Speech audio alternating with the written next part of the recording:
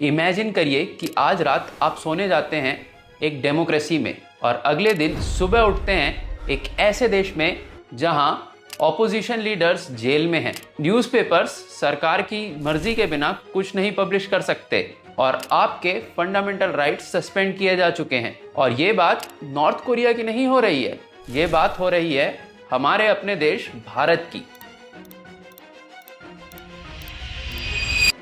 25 जून 1975 की वो रात जब देश में इमरजेंसी लगाई गई और अगले 21 महीनों तक इंडियन डेमोक्रेसी अपने सबसे बड़े इम्तिहान से गुजरी।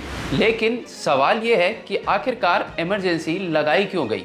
क्या सच में ये देश को बचाने के लिए जरूरी था या कि फिर सिर्फ एक सत्ता बचाने का जरिया था? और आखिर इमरजेंसी के उन 21 महीनों में ऐसा क्या हुआ कि आज भी उसे इंडिया के इतिहास के सबसे कंट्रोवर्शियल चैप्टर्स में गिना जाता है? और भारत के इसी काले अध्याय और डार्क चैप्टर के बारे में हम जानेंगे इस वीडियो में। राष्ट्रपति जी ने आपातकाल की घोषणा की है। इमरजेंसी या आपातकाल कहा जाता है। नमस्कार आप सभी का, आप देख रहे हैं द फैक्ट लेंस और आज हम बात करने जा रहे हैं इंडियन डेमोक्रेसी के एक डार्क चैप्टर के बारे में, जो कि थी 1975 की इंटरनल इमरजेंसी। तो आप सबके मन में एक सवाल आ रहा होगा कि क्या ये एक लौती इमरजेंसी थी? तो जी नहीं, ये एक लौती इमरजेंसी नहीं थी, ये थी तीसरी इमरजेंसी। पहली बार इमरजेंसी लगाई गई थी 1962 के इंडो-सिनो वॉर के दौरान, जिसका की रीजन था एक्सटर्नल एग्रेशन। और दूसरी इमरजेंसी लगी थी 1971 के इंडो पाक वॉर के दौरान।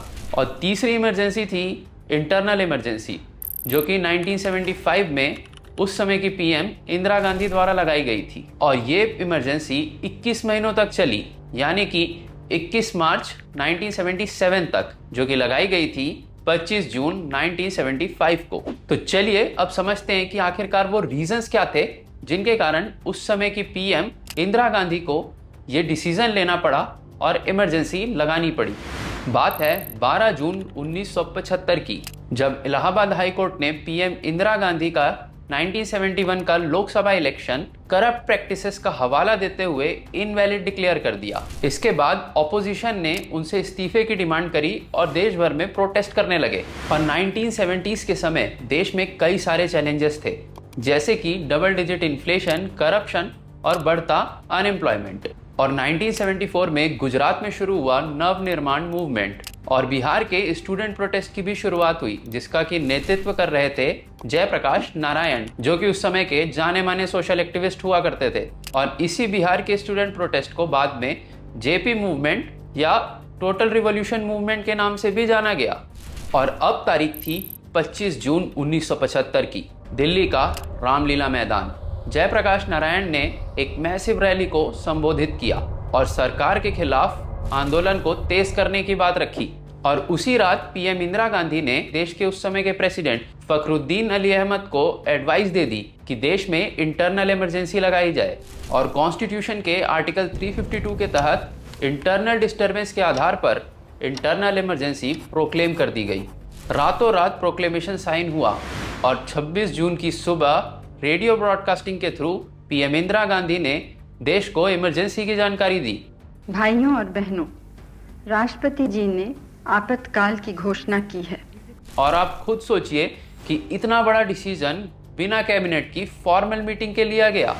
इमरजेंसी लगने के बाद जनता के फंडामेंटल राइट्स सिर्फ नाम मात्र के रह गए थे। और तो और लोग अपने अधिकारों के लिए कोर्ट तक नहीं जा सकते थे। हम लोग सरकार की कृपा पर थे। सरकार अगर चाहती तो गोली मार देती, कहती जो है देशद्रोही है। हम लोगों को कोर्ट जाने का भी अधिकार नहीं था। हम हाई स्कूल पढ़ते 12 साल की उम्र थी हमारी, तो हम जेल गए। में भेजा गया था सर। क्या इमरजेंसी लगने के बाद ही पुलिस और सिक्योरिटी एजेंसियों ने ऑपोजिशन के लीडर्स को गिरफ्तार करना शुरू कर दिया, जिनमें से कुछ बड़े नाम भी थे, जैसे कि जयप्रकाश नारायण, जो कि स्टूडेंट प्रोटेस्ट लीड कर रहे थे, मोरारजी देसाई, अटल बिहारी वाजपेयी, लाल कृष्ण आडवाणी और जॉर्ज फर्नांडिस जैसे नाम भी शामिल थे। इनमें से अधिकतर गिरफ्तारियां मीसा एक्ट के थ्रू की गई थी, जिसका की फुल फॉर्म था maintenance of internal security act. और इस कानून के तहत किसी को भी बिना ट्रायल के प्रिवेंटिव डिटेंशन में रखा जा सकता था। और अगले कुछ महीनों में सिर्फ बड़े नेता ही नहीं बल्कि हजारों student leaders political workers, social activist और कुछ जर्नलिस्ट तक को डिटेंशन में लिया गया और कुछ लोग तो अपना भेष बदल कर घूम रहे थे कि कहीं उन्हें पहचान कर गिरफ्तार न कर लिया जाए। और उनमें से एक थे हमारे आज के present prime minister Narendra Modi. और गवर्नमेंट का कहना था कि ये कदम देश में लॉ एंड ऑर्डर को बनाए रखने और पॉलिटिकल इंस्टेबिलिटी को रोकने के लिए किया गया है। इमरजेंसी के दौरान अगर किसी इंस्टीट्यूशन पर सबसे पहले और सबसे गहरा असर पड़ा था तो वो थी मीडिया। इमरजेंसी डिक्लेयर होते ही प्रेस पर स्ट्रिक्ट सेंसरशिप लागू कर दी गई। और तो और ये भी कहा जाता है कि इमरजेंसी की रात दिल्ली के बहादुर शाह जफर मार्ग, जहाँ पे कई सारे बड़े न्यूज़पेपर के ऑफिसेज हुआ करते थे, वहाँ की बिजली काट दी गई थी ताकि अगले दिन अखबारों में ये ना छप सके कि इमरजेंसी डिक्लेयर हो गई है और कई अपोजिशन लीडर्स की गिरफ्तारी हो रही है। और सेंसरशिप के दौरान एडिटर्स को अपने न्यूज़पेपर्स में न्यूज़, आर्टिकल्स, एडिटोरियल्स या कोई भी फोटोग्राफ पब्लिश करने से पहले गवर्नमेंट से क्लियरेंस लेना पड़ता था। और 20 जुलाई 1975 को तो बोर्ड ऑफ फिल्म सेंसर्स को भी रीस्ट्रक्चर किया गया ताकि सिनेमा पर भी स्ट्रिक्ट कंट्रोल किया जा सके।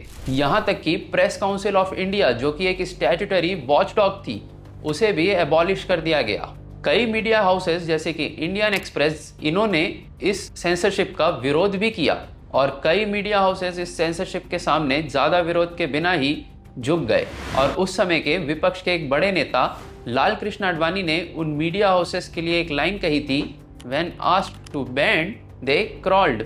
ये लाइन उन मीडिया हाउसेस के लिए थी जो बिना ज़्यादा विरोध के ही गवर्नमेंट की प्रेस सेंसरशिप के सामने झुक गए थे। इमरजेंसी के दौरान अगर किसी पॉलिसी ने सबसे ज़्यादा कंट्रोवर्सी खड़ी करी थी तो वो थी मास स्टरलाइजेशन की पॉलिसी। 1975 से 77 के बीच पॉपुलेशन ग्रोथ को कंट्रोल करने के लिए गवर्नमेंट ने फैमिली प्लानिंग प्रोग्राम को बहुत ही एग्रेसिवली इंप्लीमेंट किया और इस फैमिली प्लानिंग प्रोग्राम या मास स्टरलाइजेशन प्रोग्राम को संजय गांधी से जोड़कर देखा जाता है। हालांकि उस समय संजय गांधी कोई भी कॉन्स्टिट्यूशनल पोस्ट होल्ड नहीं करते थे, लेकिन उस दौरान उनका पॉलिटिकल इन्फ्लुएंस काफी ज्यादा बढ़ गया था। कई स्टेट्स में तो ऑफिशियल्स को स्टरलाइजेशन के टारगेट्स मिले थे और इन टारगेट्स को पूरा करने के लिए लोगों को धमकाया भी गया। कई बार इंसेंटिव्स और डिसइंसेंटिव्स का भी इस्तेमाल किया गया और कुछ केसेस में तो बिना कंसेंट के जबरदस्ती स्टरलाइजेशन या नसबंदी कराए जाने के आरोप लगाए गए।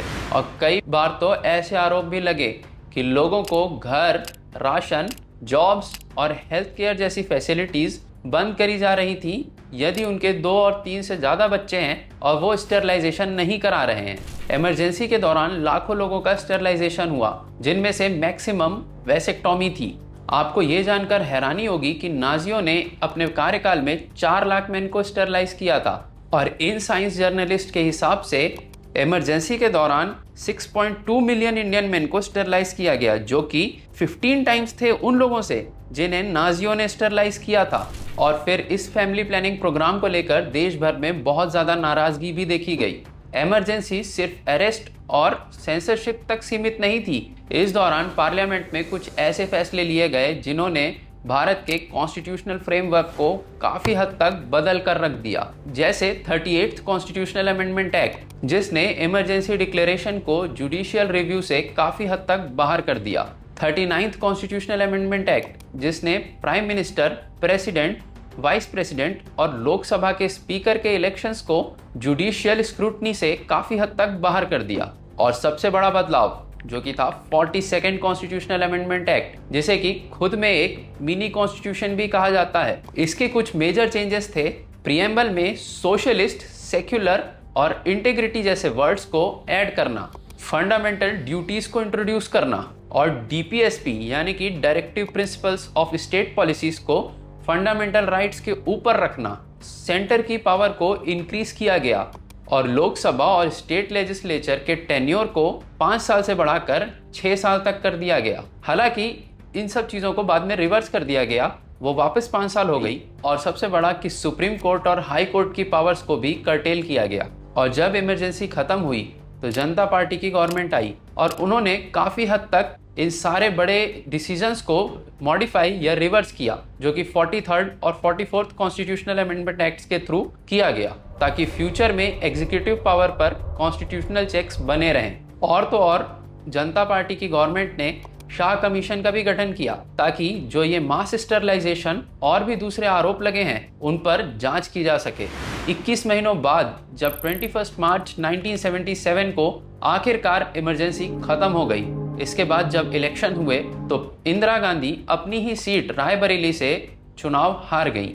और ये इमरजेंसी हमारे देश के इतिहास का एक डार्क चैप्टर तो है ही, लेकिन इसे ऐसे भी देखा जा सकता है कि इस इमरजेंसी लगने से कि हमारे देश की डेमोक्रेसी और मजबूत ही हुई है, क्योंकि लोगों को ये सबक मिला कि डेमोक्रेसी का मतलब सिर्फ इलेक्शंस और वोटिंग नहीं होता है। डेमोक्रेसी का मतलब होता है कॉन्स्टिट्यूशन का सम्मान करना, इंडिपेंडेंस ऑफ इंस्टीट्यूशंस, मीडिया की आज़ादी और सिटीजन्स के राइट्स सुरक्षित रहें। और इन्हीं सब के कारण डेमोक्रेसी मजबूत होती है। आप इस बारे में क्या सोचते हैं ये नीचे कमेंट करके बताइएगा, और वीडियो पसंद आया तो इसे लाइक करिएगा और भी लोगों के साथ शेयर करिएगा। और भी ऐसे फैक्ट बेस्ड और इंफॉर्मेटिव वीडियोस जो कि न्यूट्रलिटी के साथ बनाए जाते हैं, उन्हें देखने के लिए चैनल को सब्सक्राइब करें। धन्यवाद। जय हिंद।